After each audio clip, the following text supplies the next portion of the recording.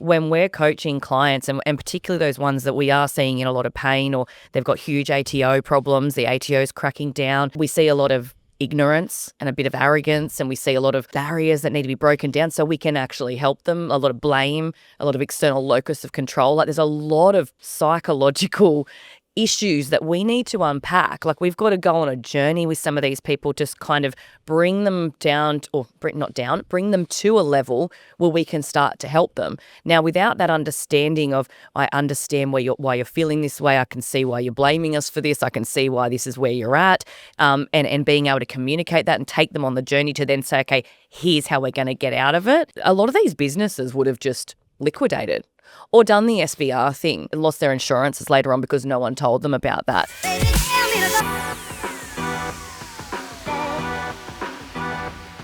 What are we talking about now? What are we talking about? All right, we're going to talk about something that we've got a huge gripe about. We always rave on about this, but it really grinds our gears when we hear accountants call themselves advisors. Yeah.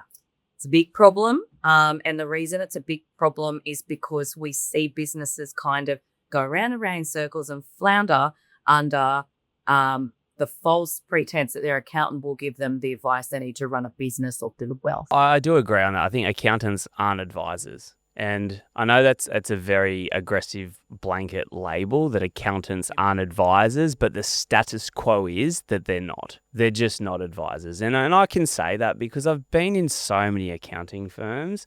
I'm surrounded by so many accountants. I have been for over 2 decades. I've worked with some of the biggest firms. We've interviewed so many people.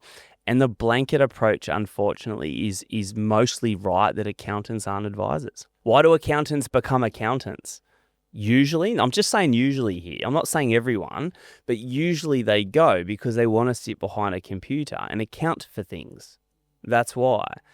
And the irony is that the accountant is the closest person to a business owner making or breaking it. And I can speak from experience in terms of running a very large business, obviously running this business and recruiting accountants and seeing a vast difference across the board, but also having experienced different accountants over the years that I've liaised with or dealt with or partnered with in various ways, shapes and forms. And I can say absolutely categorically that it is impossible, in my opinion, to advise a business when you haven't run one yourself or been a very senior person running an accounting firm where you've dealt with many businesses and understand the whole picture of their personal situation, their personal wealth, their personal structures, what their goals are, all these things, but also from a CFO perspective.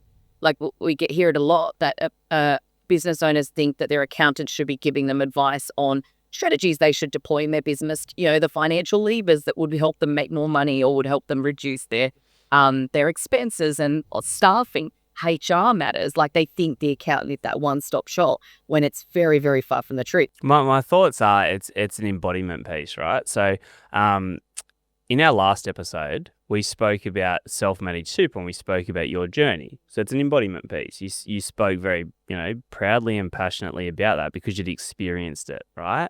And you desired to experience it, and that gave energy to the experience. And I think the same is with accounting or advisors, right? If you're an accountant and you're just doing accounting stuff, like you said, then that's all you can proclaim to be. If you're an accountant, and there's not many of these, and I believe I am an accountant. I did my accounting at the age of 18, but I believe I'm a very damn good advisor, and I speak with complete conviction and confidence on that. But the reason that I believe I'm very good as an advisor is because my passion was there, but I went out and executed advisory work, if not for other people, for myself. And that gave me a level of embodiment. So, for example, I think a good advisor across the board, you've got to have created some wealth yourself. You've got to have bought some good property yourself. You've got to have done some good property developments yourself. You've got to have gone out and become a good salesperson. You've got to have done marketing, and understand the metrics of marketing and worked in with great marketers. You've got to, be surrounded by great leaders and great CEOs. You've got to be financially literate, and that's where you can really use your accounting piece. You got to understand finance and debt. Like there's a lot of different constituent parts to being a very good all-round advisor. And I've seen a lot of accountants run firms, accounting firms, right? And I've seen these guys at the age of 45, 50 running fees that we were running 5 years ago because they weren't advisors to themselves or to anybody else, and they were stuck in the old regimented accountant. And their CFO was their thoughts of CFO, but didn't have any impact around it. So to be a good advisor, you got to actually go at it and do the reps, and not just for other people, for yourself as well. And I think it's so many people right now, and this is what ticks me off, so many business owners right now in good and hard times are looking to their accountant to be the advisor. It's not happening. You've done exceptionally well, that I think is that differentiating factor, and why people do want you so bad or demand your time is that personal development that you've done in psychology that really helps pick up business owners. Like that is what I see you do all day long. It's the most important thing. Yeah. That's the most important thing, without a doubt. Like I think we've talked about this like a lot.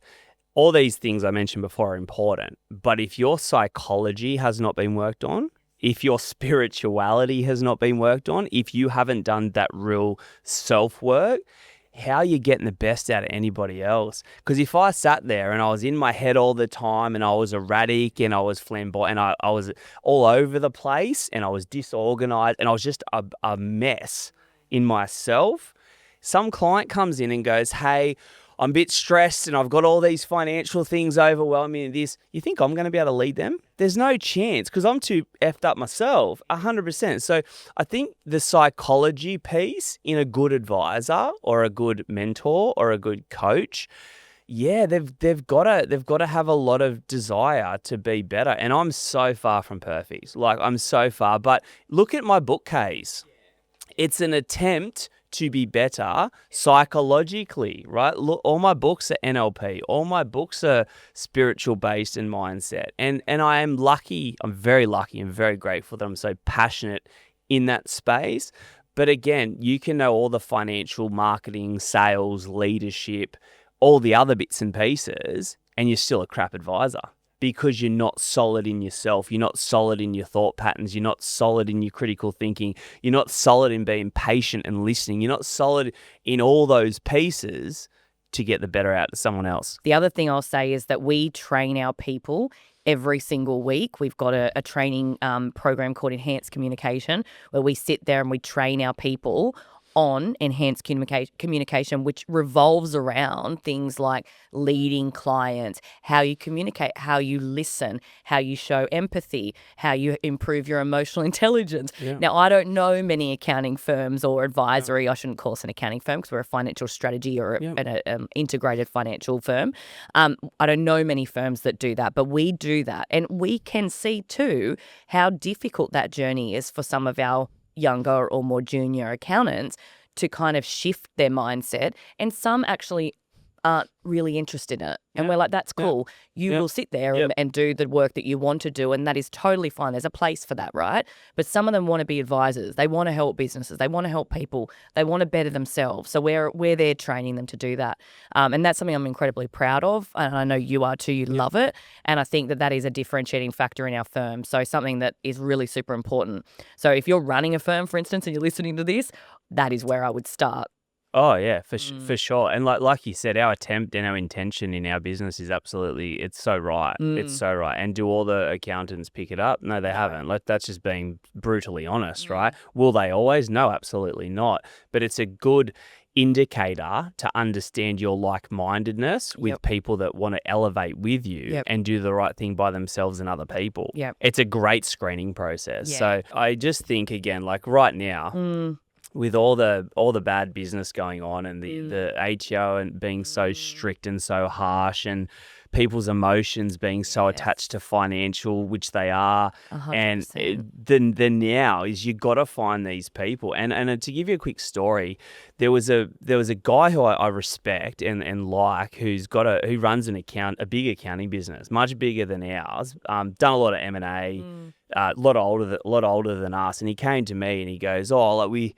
Because I was kind of ironically chatting to him about point of difference because he reached out because he wanted to start a relationship. He liked our mentality. They've started, and this is a $50 million business, accounting firm. They've started to understand, probably a couple of decades too far on, that it's not all about advisors being even business and financially strong. It is about this personal development piece, and they reckon they've cracked it. And I said, mate, like, I would not be having just financial advisors that are underdeveloped running this. You need to get the people, the very few people that really understand coaching and understand getting the best out of people mentally, financially, etc. Yeah. That's where I know we're going to win. 100%. And it's how we're in a room together right now. Well, that's right. Like, we would not be sitting here if there wasn't the awareness and the relatability. Exactly. And like I said just before, it is so hard to just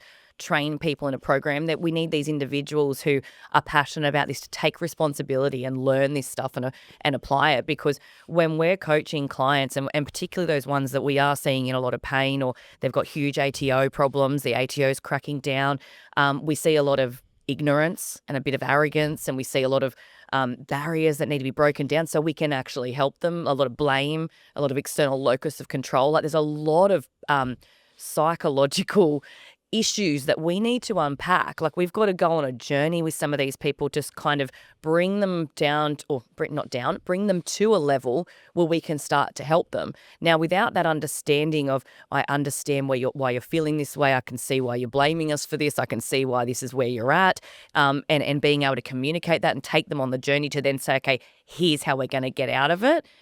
A lot of these businesses would have just liquidated or done the SVR thing and lost their insurances later on because no one told them about that. But because we care and we go, no, it's wrong. This is why it's wrong for you. And we've got so many examples of it lately. 100%.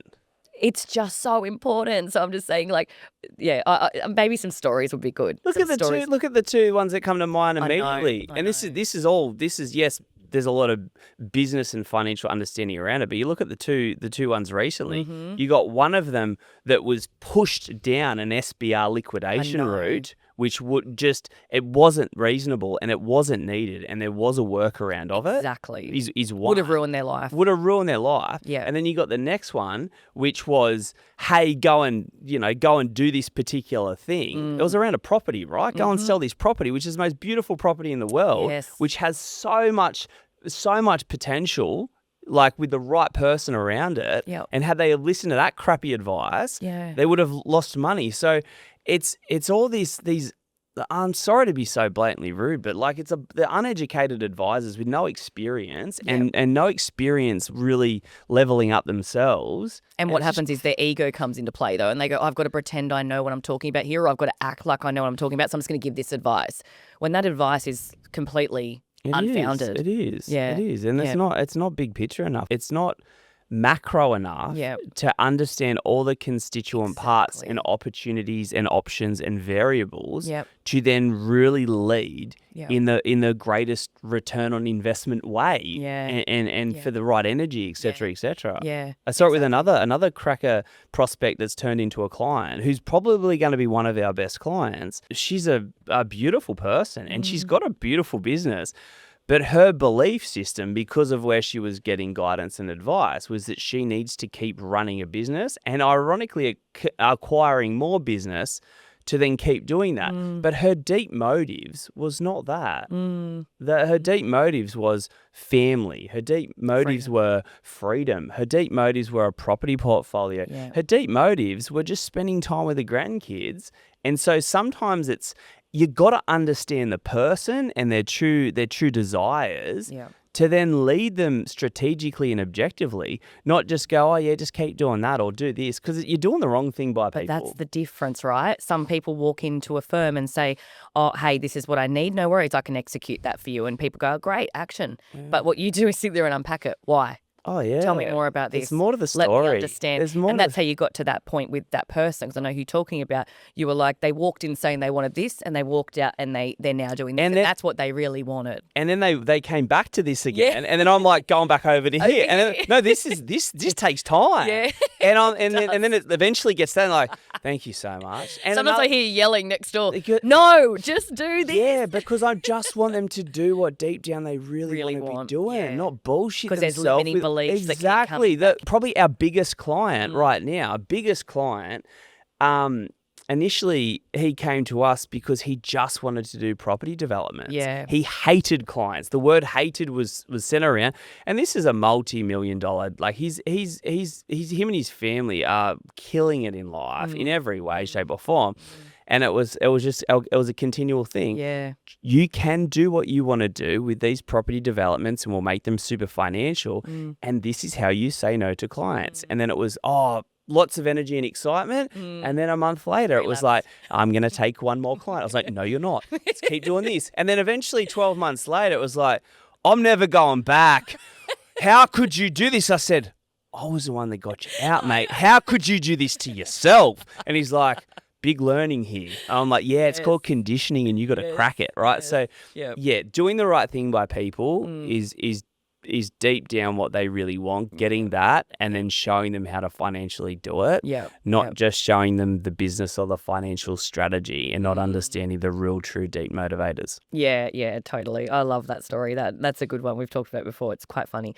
A big sort of gripe, I guess from my point of view, is this CFOing. I really want to talk about CFOing, particularly for bigger businesses or growing businesses where they're feeling a lot of, I'm not sure what's going on. You've got a lot of different taxes. You've got a lot of different BASs. You've got a lot of different super obligations. Usually you got monthly BASs or IASs coming around.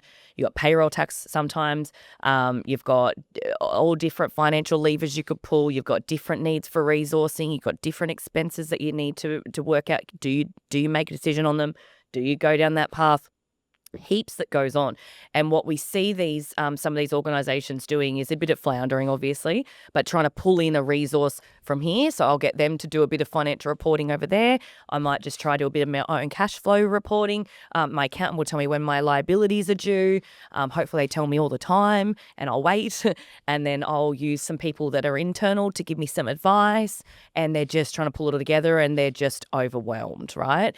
And this is why I strongly believe in, and also because I've seen a great CFO and I've seen a terrible CFO in various forms, and how much they are make or break for your business, because they're the people that can tell you, give you the data-driven insights on how to make those decisions and how to do it better, and the clarity so you're not stressing and making poor decisions.